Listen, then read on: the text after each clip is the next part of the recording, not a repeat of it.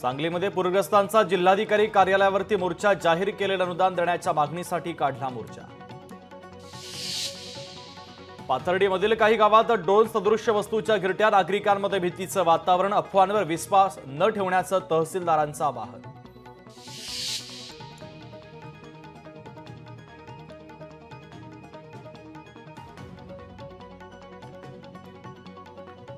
अचानक आलेल्या पावसामुळे व्यापाऱ्यांची तारांबळ, तर सकल भागामध्ये साचलं पाणी।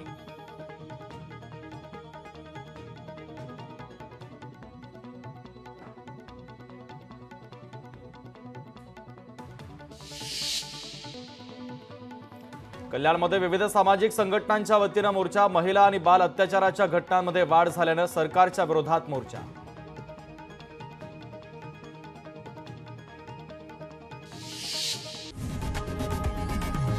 लोकशाही मराठी, ऐका, पहा, जागरूक रहा।